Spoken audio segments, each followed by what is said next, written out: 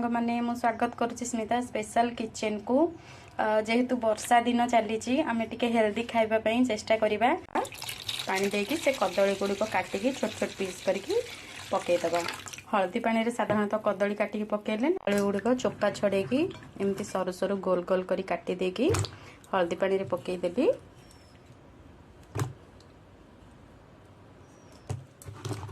तो किस समय हल्दी पानी छाड़दबा। एबे चलते तार मसला प्रस्तुत करवा। कदली भजा मु अल्प किसी जीरा सोरिष पानी रे बतुरे देइथिली। खंडे सुकिला लंका आउ रसुण 5-6 कड़ा बा कोला आउ अल्प गोटे छोट पियाज को एमती छोट छोट पीस करी काटिला देदबा।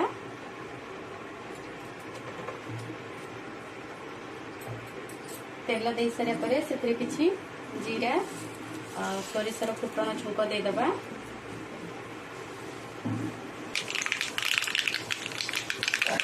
फुटण फुटी सारा चलतु जीरा सोरिष रसुण पेस्ट को से ढालदबा। मुझे पानी दे दीजिए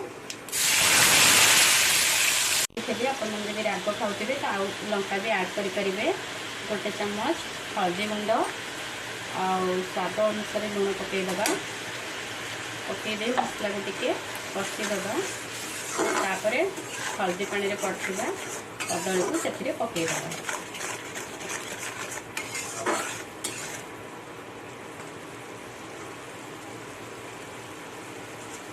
मसला आमर टे फुटी गला। चलते से कटा होता कदली की पकईदबा।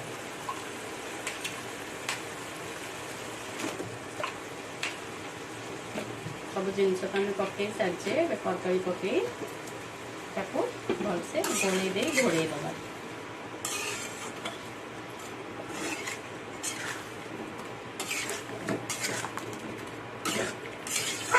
घोड़े दे किस समय छाड़दबा 5 मिनट सिझापी।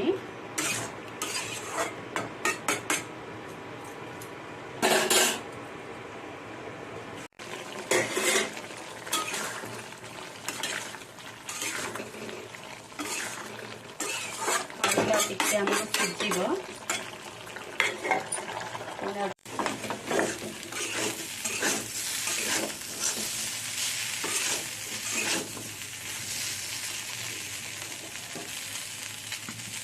भजा आमर हो गला।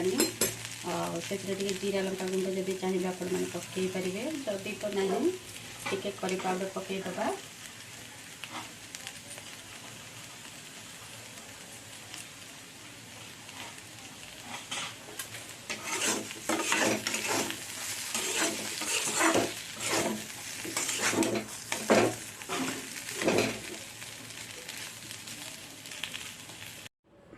एबे प्रस्तुत हो गला आमर कदली भजा। देखंतु केते सुंदर होईची भजाटी। आपण माने थरे रेसिपी ट्राई करके देखंतु आउ गरमा गरम भजा खाइकी मजा नियंतु। आउ वीडियो जदि भल लागिथिबो तेबे लास्ट जाए देखिबे, लाइक शेयर सब्सक्राइब करिवे। आउ रेसिपी थरे ट्राई करके कमेंट बॉक्स रे कहिबे। रहूची जय जगन्नाथ।